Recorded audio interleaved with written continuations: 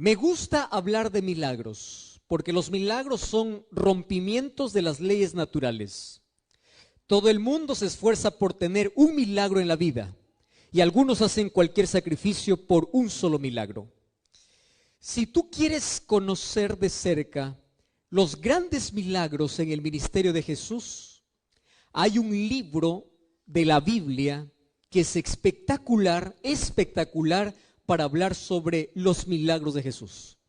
Me encantan los milagros de Jesús, uno porque ni uno se repite. Una vez encontró a un paralítico y lo sanó de un modo, a un ciego lo sanó de otro modo. Cada milagro en la vida es irrepetible. Y el mayor milagro que todos recibimos todos los días y el cual ignoramos es el milagro de la vida. Todos tenemos 24 horas, todos tenemos el mismo tiempo, todos disfrutamos oportunidades. Dios hace milagros, Dios no se cansa de hacer milagros. Si hay alguien que es especialista en milagros es Dios. Por eso cuando tú busques un milagro, no vayas al horóscopo, no vayas al astrólogo, no vayas al adivino, no vayas al hechicero, no vayas a una cruz, no vayas a una escultura. Si tú quieres un milagro, anda a Jesús, porque Él es especialista en hacer milagros. Y el libro de Juan me encanta porque narra el ministerio de Jesús en 7 grandes milagros. Es el único evangelio que se separa un poco de la narrativa de los otros, donde hablan sobre las enseñanzas. Juan también lo tiene. Habla de las parábolas, Juan también tiene algunas, pero el ministerio de Cristo es narrado de una forma espectacular y milagrosa en 7 milagros en el libro de Juan. Y de esos 7 milagros, el último milagro de todos está narrado en el capítulo 11. Tanto así que los teólogos especialistas dicen que es conocido como el mayor milagro de Jesús, es decir, el milagro más grande de Jesús. Probablemente tú ya recuerdas algún milagro, curación, recuerdas el milagro de la curación del cojo, del paralítico, del ciego. Jesús hace milagros, pero hay un milagro que es espectacular por el trasfondo de la historia.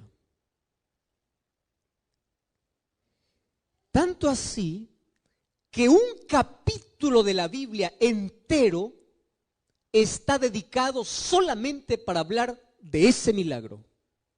Y para levantarte más curiosidad todavía, este último milagro, a pesar de que fue el más asombroso, el más espectacular, el más grande, dividió a la gente en 2 grupos. Y la historia comienza de una manera muy familiar. Tú sabes que el primer milagro de Jesús, narrado en Juan, lo hizo en un matrimonio, en las bodas de Caná. Y el último milagro asombroso de Jesús ocurrió también con una familia. Para que veas lo interesante que es para Dios la familia. Solo que este último milagro ocurre en una circunstancia no muy confortable. Vamos a la historia. Todos nosotros siempre tenemos un lugar donde nos sentimos confortables, nos sentimos bien. A veces puede ser la casa de un amigo. Hay tanta proximidad, hay tanta confianza, que cada vez que llegas, tú sientes paz, sientes tranquilidad. No sientes que estás en casa de un extraño, sientes que estás en tu propia casa, ¿verdad? El amigo no pregunta qué hay en la refrigeradora, va a averiguarlo qué cosa hay. El amigo cuando llega no pide a veces ni siquiera permiso, llega el momento porque es amigo. Y cuando tú llegas a la casa de un amigo, siempre hay cariño, hay atención y uno se siente en casa. En el ministerio de Jesús yo encuentro de que de todas las familias que Jesús visitaba, de toda la gente que le rodeaba, del pueblo que le seguía, había una familia especial para Jesús. Y esa familia estaba conformada por 3 personas. El primero de ellos, era Lázaro, el segundo era Marta y el tercero era María. La historia dice que eran 3 hermanos. Tanto así que la Biblia menciona que Jesús amaba a esta familia. No quiere decir que Jesús no amaba a los demás. Lo que está diciendo Jesús es que Jesús se sentía tan bien llegando a aquella aldea donde estaba la familia de Lázaro, que era la aldea de Betania. Y cada vez que Jesús pasaba por esos lugares, no había manera de poder pasar sin posar, sin poder estar en la casa de esta familia. Sin embargo, mientras estemos en esta tierra, la tragedia llega para todos. ¿Es así o no?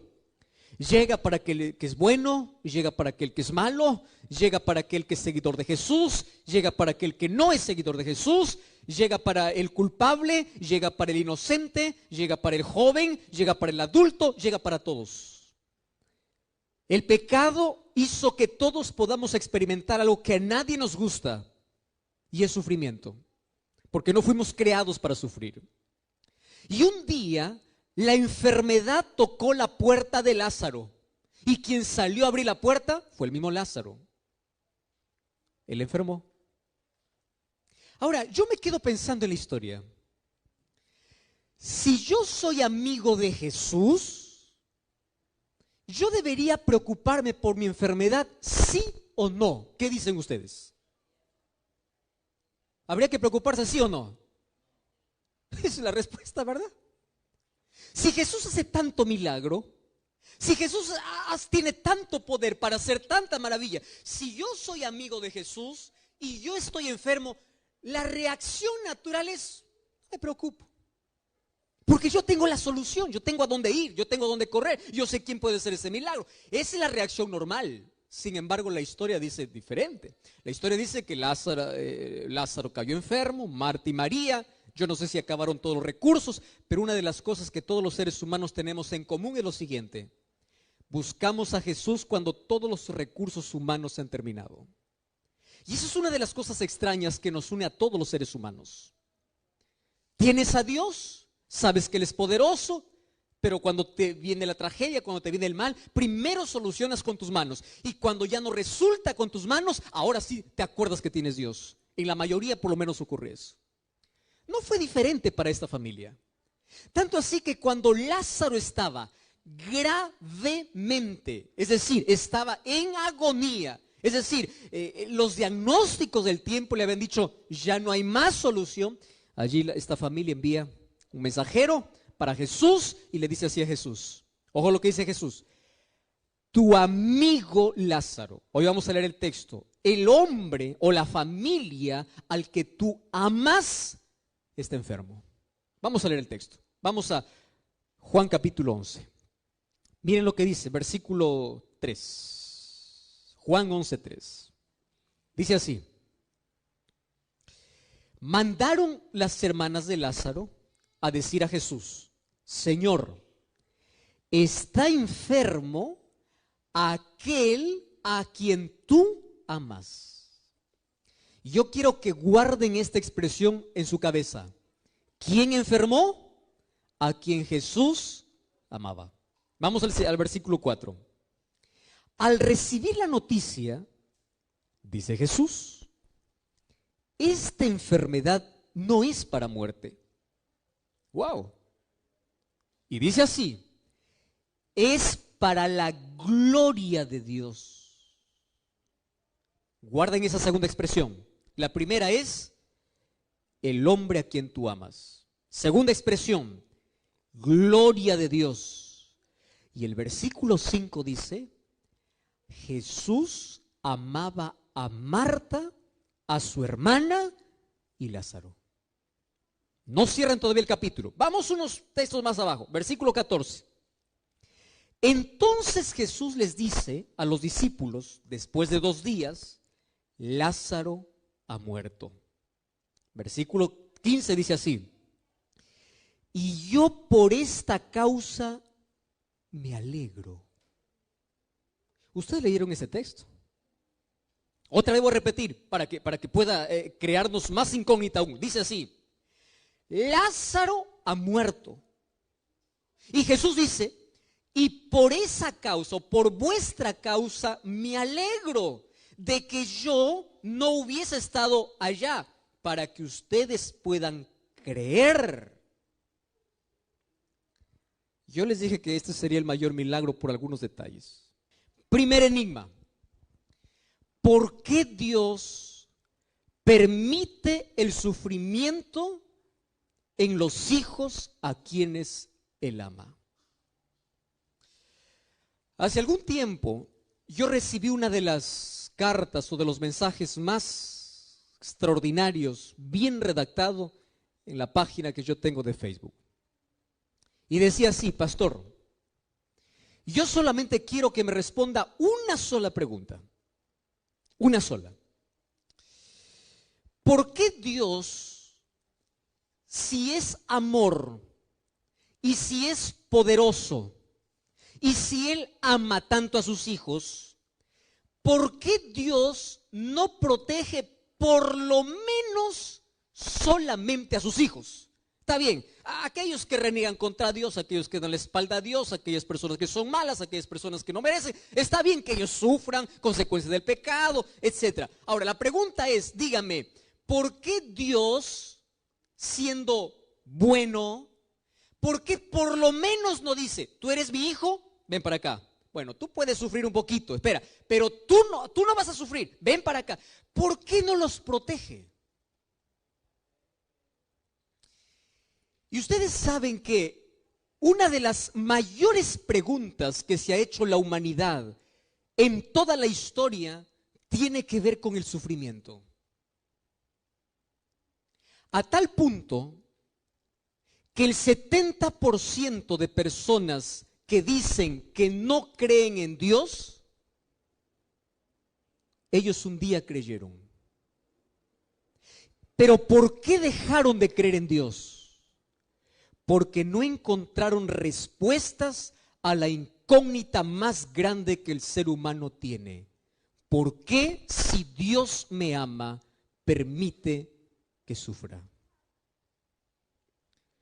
Tú puedes conversar con alguien que dice, yo odio a Dios, Dios no existe, Dios para mí no existe. Una de las cosas que me impresiona es lo siguiente: todos venimos a este mundo trayendo la huella de Dios en nuestra conciencia. Nunca te olvides eso.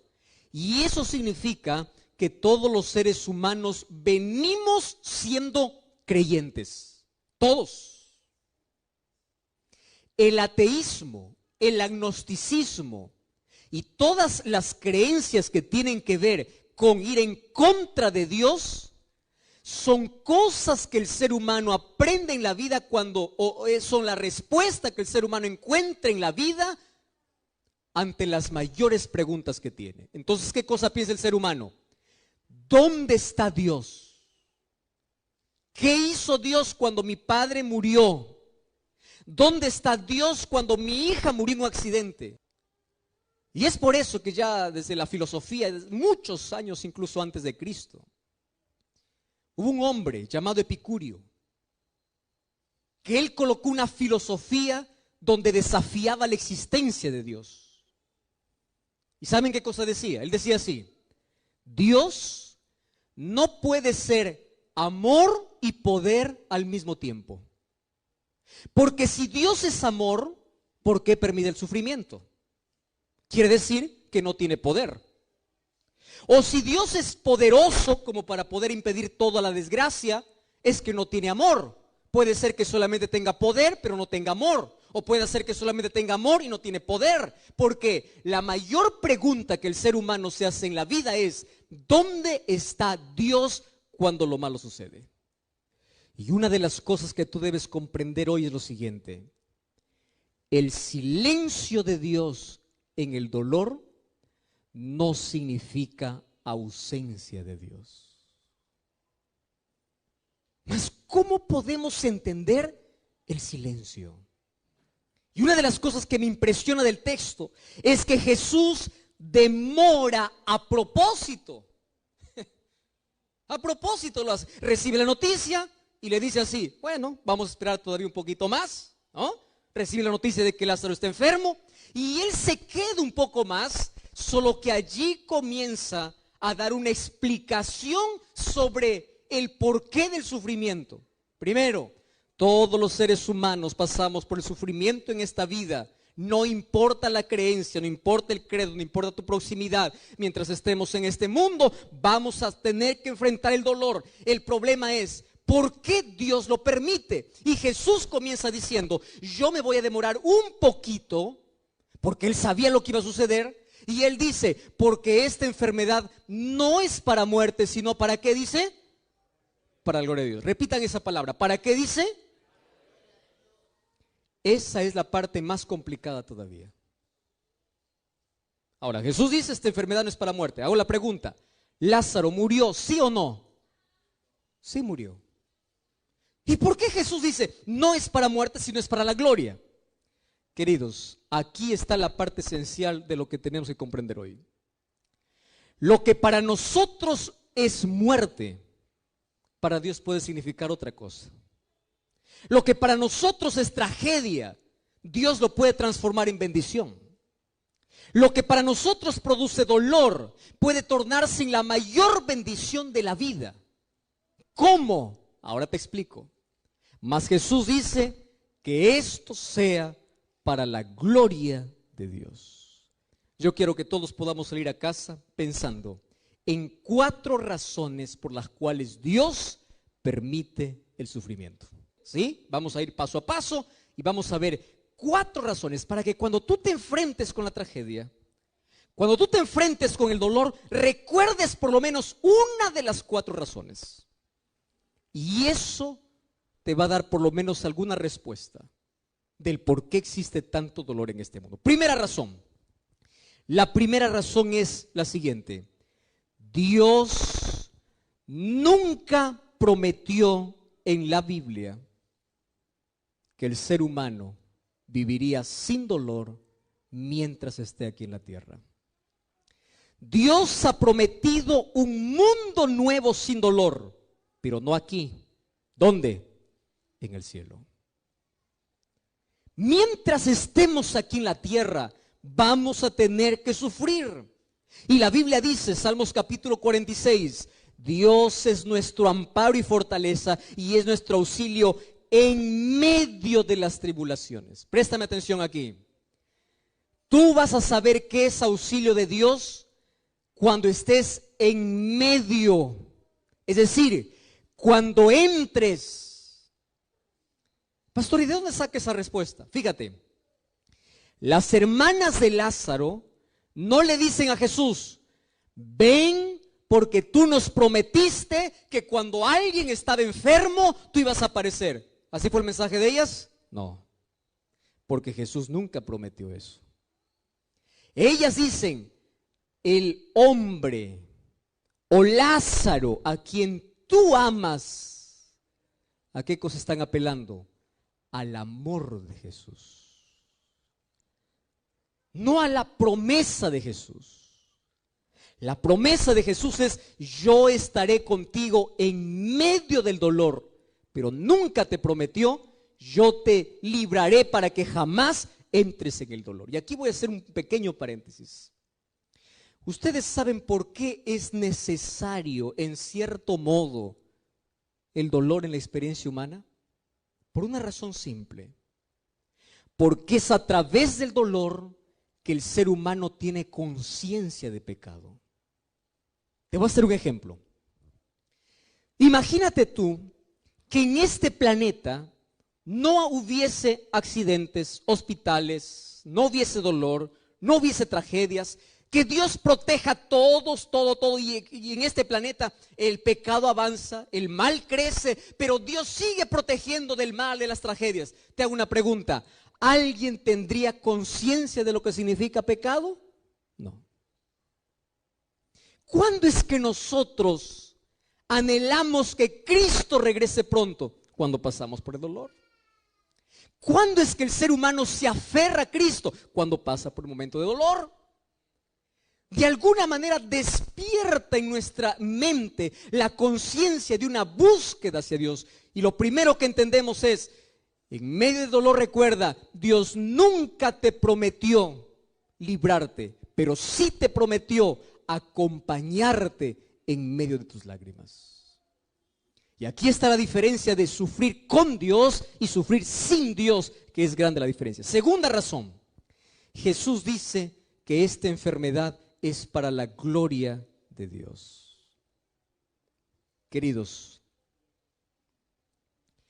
los mayores milagros que tú vas a ver en la Biblia fueron hechos en la mayor oscuridad de dolor.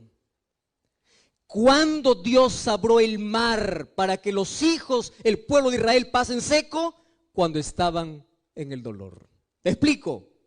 Ellos llegaron allí frente al Mar Rojo. Los egipcios estaban detrás. El mar estaba delante. Montañas estaban para otro lado. Ellos estaban acorralados. Y es allí donde nacen los milagros. Todos los milagros nacen en las mayores crisis del ser humano. Si tú estás pasando por una crisis mayor, el mayor milagro siempre nace de la mayor crisis. Siempre. Es en las tormentas que nosotros aprendemos a descubrir y a tener la paz de Dios. Es en el dolor que nosotros vemos la manifestación de Dios. Número 3. El dolor puede transformarse en un instrumento de Dios para la salvación de las personas. La Biblia cuenta la historia de un rey. El nombre de este rey es Nabucodonosor. Nabucodonosor tenía tanta comodidad. Tenía un palacio, era rey, tenía poder, tenía dinero, tenía ejército, tenía todo menos Dios. Y Dios siempre trató de buscar a Nabucodonosor y decir: hijo, tú tienes que humillarte, tu soberbia te va a hacer perder. Hijo, ¿hasta cuándo? Y Dios lo habló a través de milagros. Lo hizo a través de Daniel, lo hizo a través de los 3 amigos de Daniel. Dios se mostraba en cada momento de la vida. Pero Nabucodonosor parece que por un momento reconocía y luego se olvidaba. Lo que acontece con nosotros, ¿verdad? Alguien dice: pastor, ¿puedo orar? Claro, puede orar. Y Dios hace el milagro, y después que ocurre el milagro, tú te olvidas. Entonces Nabucodonosor empezó en ese juego con Dios. Hasta que un día, una enfermedad llamada licantropía clínica, lo que hoy los médicos lo llaman, lo llevó a una degeneración o a una enfermedad mental que le obligó a dejar el palacio e irse a vivir con las bestias del campo. Ahora préstame atención aquí. Mientras estaba en el palacio, no reconoce a Dios. Mientras estaba en la pradera, levantó los ojos y reconoció a Dios. Aquello que el ser humano no aprende en la prosperidad, ¿sabes dónde lo aprende? En la adversidad. Lo que el ser humano no aprende en la prosperidad, lo aprende en la adversidad. Hace algún tiempo visité a una de sus hermanas de iglesia en un hospital.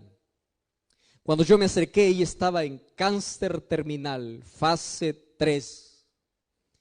Cuando yo llegué para poder hablar con ella, una de las cosas que hacemos los pastores es siempre repetir promesas. Una de las cosas que hacemos es orar, pedir un milagro de Dios. Mas cuando yo me acerqué a ella, me dice: pastor, qué bueno que me has visitado. Y antes de que usted pueda orar, pueda abrir la Biblia, pueda hacer lo que... Y ella me dijo una de las verdades que todos los seres humanos nos cuesta entender en la vida. Ella me dice así: mire, pastor, cuando yo no tenía cáncer, yo jugaba con Dios. Iba a la iglesia, no tenía comunión. Era una cristiana de un día a la semana. Tenía una doble vida. Cuando yo no tenía cáncer, tenía conciencia de Dios. Pero si yo hubiese muerto sin el cáncer, yo estuviera perdida. Y después me dice: y gracias a Dios por el cáncer, porque cuando el cáncer tocó mi vida, usted no sabe con qué intensidad yo busco a Dios. Usted no sabe cómo me aferro a Dios. Cuando yo no tenía cáncer, Todos los días abría los ojos y yo pensaba que la vida era un derecho que tenía que recibir de Dios porque Dios estaba obligado a darme la vida. Pero ahora que tengo cáncer y sé que voy a morir, cada día que despierto, digo gracias Señor porque un día más es un milagro. Y sabe una cosa, pastor, yo agradezco a Dios por el cáncer, porque si hoy muero con este cáncer, yo estoy preparada porque sé que cuando Jesús venga voy a resucitar. ¿Cómo es que una tragedia de la vida puede convertirse en la mayor bendición para el ser humano? Escúchame lo que voy a decirte ahora. Porque a veces el sufrimiento es el micrófono de Dios para decirte, yo te amo. Aquello que nosotros no escuchamos cuando Jesús susurra. Aquello que nosotros no escuchamos cuando Jesús nos habla. El micrófono y el parlante que Dios usa para decirte, te estoy perdiendo y no te quiero perdido, yo te quiero aquí, es el sufrimiento. Miles de personas en este mundo levantaron los ojos al cielo en las mayores crisis de la vida. Cuando perdieron todo, cuando creyeron que ya no tenían más nada en la vida y vieron de que era Dios lo único que tenían. Y es allí donde se aferraron del brazo poderoso de Dios. Yo te hago una pregunta. ¿Qué harías tú? Escúchame aquí. Si tú eres padre o eres madre, ¿qué harías tú si tú supieras que mañana tu hijo o tu hija, cuando sale de la casa, nunca más va a regresar porque un carro le va a atropellar? ¿Qué harías tú para evitar su muerte? Dime lo que harías. ¿No te pararías en la puerta en la mañana? ¿No le suplicarías y le dijeras, por favor no salgas? ¿No te cuadrarías en medio para decir, yo no te dejo salir? ¿No levantarías la voz para decir, yo soy tu padre, yo soy tu madre, no quiero dejarte salir? ¿Cuál sería el último recurso que tú usarías para evitar la muerte de tu hijo? El castigo. El último recurso. Por amor. A veces Dios usa el sufrimiento para decirte, hijo, prefiero verte sin una pierna aquí que no verte en el cielo. Prefiero que aquí puedas experimentar alguna cosa que despierte tu necesidad de mí a perderte. Y aun cuando en el sufrimiento ignoras y te alejas de Dios, en lugar de aferrarte a Dios, recuerda que Dios usó un megáfono, un micrófono para decirte, yo te quiero a mi lado. Las mayores crisis de la vida son las mayores oportunidades que Dios tiene para mostrar su poder en la vida. Y Dios puede revertir cualquier situación porque Él está dispuesto a hacer milagros. Yo te dije que había 4 razones y voy a la última razón. ¿Sabes cuál es la cuarta razón? Dios permite el sufrimiento porque el sufrimiento es el único medio que algunos entienden para pulir su carácter. Te voy a explicar así. En la Biblia yo encuentro a un hombre grande al cual yo admiro mucho y se llama Pablo. El gran predicador. El mayor evangelista que Dios ya tuvo en el Nuevo Testamento. Un hombre usado por Dios. Un día, cuando yo voy al libro de Segunda de Corintios, fíjate lo que dice Segunda de Corintios, capítulo 12, versículo 7. Mira lo que dice aquí. Segunda de Corintios 12, 7. Dice así: y para que no me ensoberbezca con la grandeza de las revelaciones, Dios me puso una espina en la carne, un mensajero de Satanás, para que me abofetee a fin de que yo no me exalte. Versículo 8.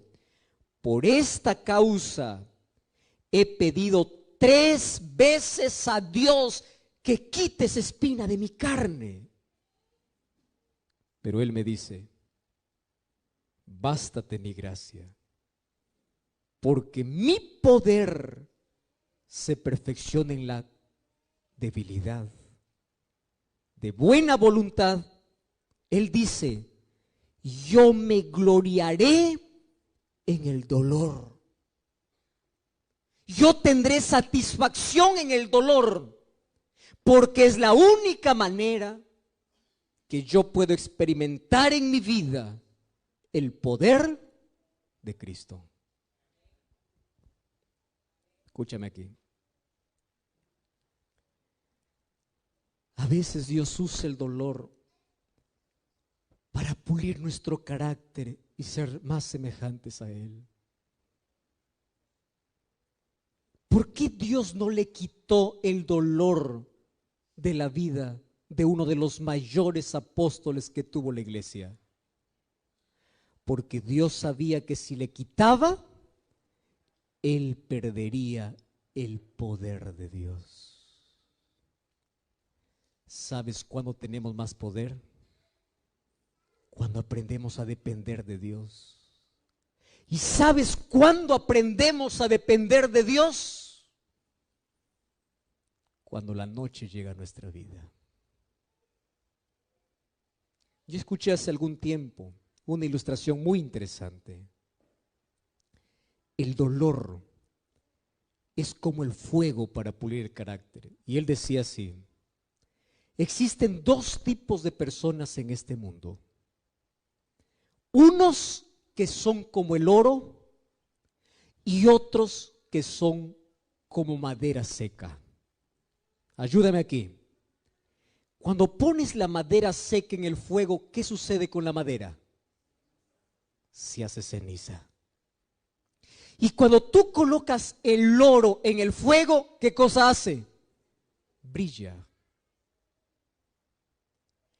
Algunos cuando pasan por el fuego, su fe se hace cenizas. Y otros cuando pasan por el fuego de la vida, empiezan a depender más de Dios. Y Pablo entendió de que la debilidad, el dolor, es un instrumento que Dios tiene aquí. No porque Él se deleite en que nosotros suframos, sino porque es la manera como a veces consigue que nosotros permanezcamos siempre en su presencia. Y es por eso que cuando estaba en la cárcel, cuando las espaldas sangraban, ¿sabes qué cosa hacía Pablo? Pablo cantaba. Cuando él estaba en una cárcel, escribió una carta a los filipenses y dijo: regocijaos en el Señor. ¿Sabe de dónde lo escribió? Desde la cárcel, porque él aprendió que en medio del dolor el cristiano tiene esperanza. El cristiano tiene paz. Que ni una lágrima puede caer de tus ojos en la mayor tragedia de la vida sin que tengas paz en el corazón. Y el mayor regalo que los seres humanos podemos alcanzar en esta tierra es tener paz, no cuando pasa la tormenta, sino paz en medio de la tormenta. El mayor milagro que Dios hace probablemente no sea quitar el cáncer que tú tienes. El mayor milagro que Dios hace probablemente no sea darte el empleo que tú quieres. Pero el mayor milagro que Dios hace es darte la fortaleza, la fe, la confianza para que puedas ver las provisiones que Dios tiene para tu vida. El mayor milagro que hoy puede hacer Dios probablemente no sea quitar el cáncer de tu vida, pero sí transformar tu corazón. El mayor milagro es sacar tu vida de la ruina del pecado para una vida construida para el reino de los cielos. El mayor milagro que Jesús hace probablemente no sea quitarte la carga de tus hombros, pero sí darte la fuerza necesaria para continuar en la vida. El mayor regalo que Jesús hace en un mundo lleno de dolor es que tú no puedes perder la paz en el corazón, porque esa paz es producida por la esperanza que Jesús coloca allí. Paz. ¿Cuánto daría la gente por un poco de paz? ¿Cuánta gente tiene el mejor colchón para dormir, pero tiene noches enteras de insomnio? ¿Cuántas personas tienen la casa llena de comodidades, pero tienen el corazón vacío? ¿Cuántas personas tienen todo para ser feliz, pero buscan la muerte? ¿Sabes por qué? Porque lo único que les falta es paz. Hace algún tiempo escuché una historia. Miguel era un niño que tenía 10 años de edad. Junto a la mamá todos los sábados iba para la iglesia. Cantaba, adoraba a Dios, se preparaba para ser un líder. Solo que el papá de Miguel nunca quiso acompañar a su hijo y a su esposa a la iglesia. Nunca. Toda la vida se resistió. Siempre dijo: yo no tenía una pierna y su visión estaba terminada en medio de tus lágrimas. Aun cuando no tengas todas las respuestas, confía en aquel que sabe todas tus preguntas.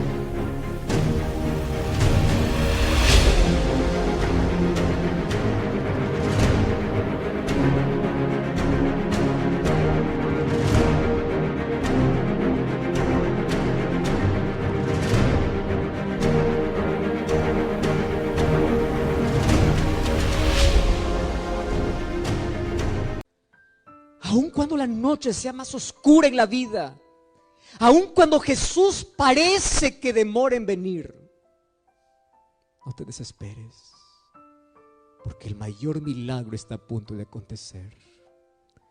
Si los milagros no vienen como tú quieres, es porque Dios tiene un milagro mayor para ti. Dios no sanó a Lázaro porque tuvo un mejor milagro, el milagro de la resurrección. Puede ser de que Dios no pueda cumplir tus deseos hoy como tú quieres, pero Dios hoy puede cambiar tu vida. Y eso es el mayor milagro que puede hacer, de salvarte del pecado para una eternidad con Jesús.